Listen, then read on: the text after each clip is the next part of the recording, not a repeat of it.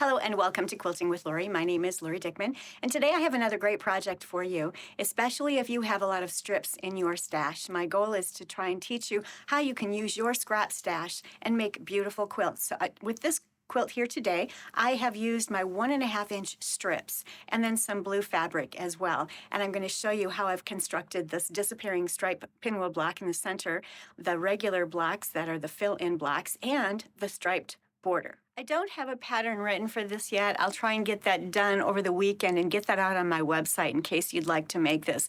But it is so simple. If you just follow along in the tutorial that I'm giving you here today, you'll be able to create this. I am using, like I said, 1.5-inch strips for all of the dark colored strips in this quilt, as well as the cream. I've got a muslin that I'm using to surround the blue blocks. And you'll see I'm making a disappearing pinwheel. It's a large one in the center. That's a 10.5-inch block. And then there are 4 of them in each of the corner of this quilt. And they are 4.5-inch blocks up there. They're disappearing pinwheels as well.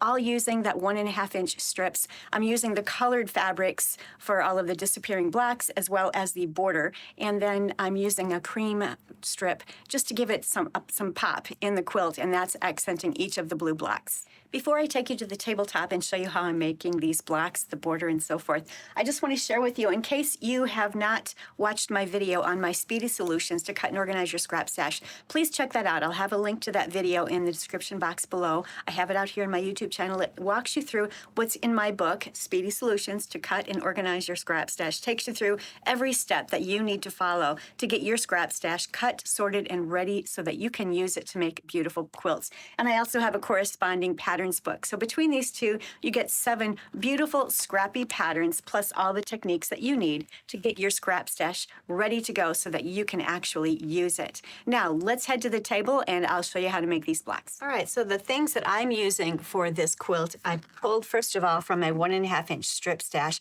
I wanted to continue using as much of this as I can. I do have a lot of 1.5-inch strips. You could certainly make this quilt using 2-inch or 2.5-inch strips. Your measurements would be different in the size of your blocks and so forth, but I am using 1.5-inch strips. I am going to make my disappearing blocks using 8 of the 1.5-inch strips, and I'm using the colored fabric, the brighter colored fabric in my stash. Some of the values are lighter, some of them are medium and dark. So this blue fabric I just pulled from I went shopping in my stash, pulled some blue fabric, and that's what I'm cutting. These are 8.5-inch squares here, and I'm using 1.5-inch strips of this muslin to go around it, and that will create a 10.5-inch unfinished block. The goal is to take these 8 strips here, sew them together, create a disappearing block, a pinwheel block from that, and then once I put it back together, it'll be larger and I will be able to trim it down to 10.5 inches. So then this 10.5-inch disappearing block will match this 10.5-inch block, and that's what's going to go together in the center of the quilt. So the first thing you do is simply put your strips of fabric together, and I'm using a 1/4-inch seam. For this one, I simply pressed all of my fabrics to in one direction. You could certainly press your seam allowances open, whichever you prefer. If you do press your seam allowances open, make sure that you use a smaller stitch.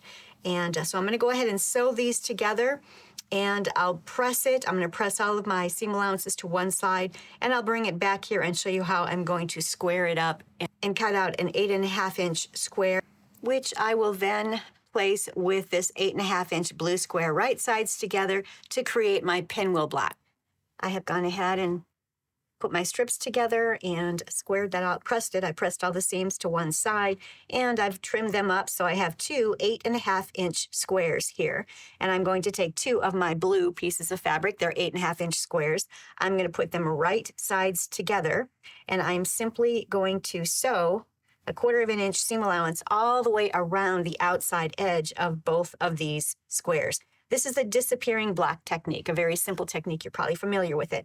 This is my leftover, which I can put in my crumb quilt basket, and I can use this to make crumb blocks. But I'm going to go ahead and sew this. I'll bring it back to the table, and we'll cut the pinwheels out. I have my disappearing blocks sewn together.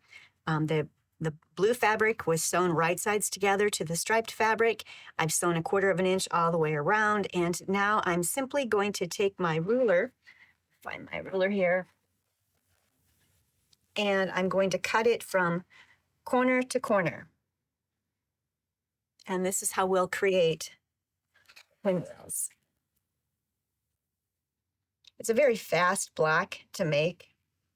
Goes together very quickly. All right, so we have these pinwheels, and I will take these and get them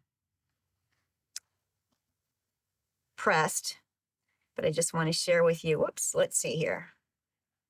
There we go. We'll be putting them all together. Okay, I've got something wrong here. Okay, I had started out placing the pinwheel together incorrectly, and it messed me all up. There we go. Now we have our pinwheel going this direction. When you start creating pinwheels for a quilt, make sure that all of your pinwheels are spinning in the same direction, unless, of course, you're creating a design where you want them going in the other direction. But so I have all of my pinwheels. I start with my upper, in my case, this is an upper left block. For you, it's your lower right. But I have the colored portion here, and that's how I'm going to spin my block. If you start your pinwheel like this, then you're going to want to make sure that every one of your blocks is like that. And your color is, you start with the color on the top, and that's how you're creating your pinwheel. So just keep that in mind as you are spinning your pinwheels. Now I'm going to go ahead and press these and get them sewn together in this pinwheel block. And then I'm going to trim this down to 10.5 inches. I won't have to trim too much off, but a little bit will come off because I want this block to be 10.5 inches. I have one finished here, and it's going to be pressed. I am going to twist the pinwheel, the seam even on the inside. So I'm going to cut that thread right there. That was the last seam. I'm going to open it up like that, just do a nice quick little jerk. And then as I open it here, in fact, you can see the little pinwheel there that already happens. And once I press it, you'll be able to see that even better. But that will help that center section there to lay nice and flat, because there's a lot of fabric coming together right there with all of the seam allowances from the striped fabric. So now I'm going to go ahead and get this pressed. I'm going to finish the other one. Then I'm going to trim each of them to 10.5 inches. I'm going to sew the last 4 blocks that I need for the bottom of my quilt together. And for this block here, it's simply an 8.5 inch blue square, and I'm using 1.5 inch wide strips to border this. So I cut 2 that were 1.5 inches wide by 8.5, and then I cut 2 strips that were 1.5 inches wide by 10.5 inches wide. So that's how I created my blocks. Now I'm simply going to piece them together. I'll start with this one and go ahead and finish that last row. I'll add it to the quilt, and I'll let you see what it looks like. So now I have a quilt center that is 4 wide by 4 long. And now I'm going to share with you how to make that pieced border as well as the corner disappearing blocks. I found some strip pieces that were left over. These are, again, 1.5 inches wide, and they're just various lengths. But I'm going to cut these 2 pieces to be 4.5 inches square. So I'll use my ruler, cut them to 4.5 inch square, and then I'm going to make disappearing blocks with them, the same as I did the larger ones. I've got 4.5 inch blue squares that I will lay right sides together. I'll sew 1/4 inch all the way around all 4 sides, and then I'll cut them on the diagonals, open them up, press them, and then put the pinwheels together. And then I will trim that back down to 4.5 inches. I finished creating the disappearing blocks for the corners, and I've got 2 that are already on the quilt. These are the last 2. I trimmed them up to 4.5 inches so that they will fit the border. And the border consists of all kinds of beautiful, colorful strips. And these are all 1.5 inch strips that I've cut to 3.5 inches long. I've subcut them. You could certainly sew a number of strips together and then subcut that. I just simply sewed a bunch of these little ones together. I wanted it to be very, very scrappy, so that's what I did. I also cut a strip that was as long as the quilt in this muslin color and added that to the outer edge.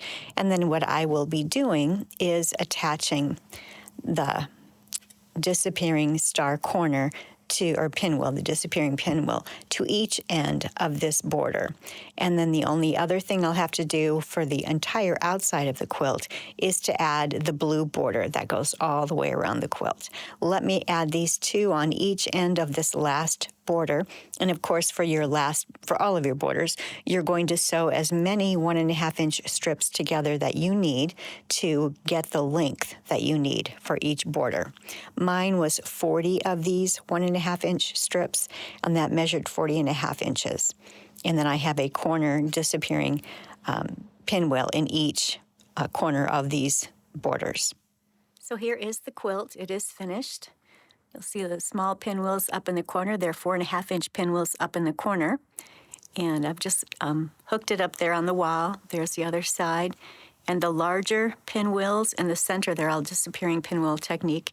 Those are 10.5-inch, and they finish at 10 inches in the quilt. And then the plain squares are blue fabric, which I've cut into 8.5-inch squares. And then I've surrounded each of those 8.5-inch squares with 1.5-inch strips to create a 10.5-inch block, which works well with the disappearing block. So that is the finished quilt. It's a great way to use up strips. So if you have a lot of 1.5-inch strips, or even larger strips, if you might have 2 or 2.5-inch strips in your stash, absolutely go ahead and use them. Your dimensions for the squares, etc., are obviously going to be different than mine, but it is a wonderful way to use up your scrap stash and make some great quilts. I'm looking forward to getting this on my long arms so that I can get it quilted, and this will make a great generosity quilt. Thank you so much for joining me today as I've shared with you how to make this very simple and easy disappearing pinwheel striped quilt. A very quick one to make. I'm sure that all of you have plenty of strips in your stash that you can use to create something very similar to this. So have fun. And until next week, happy quilting.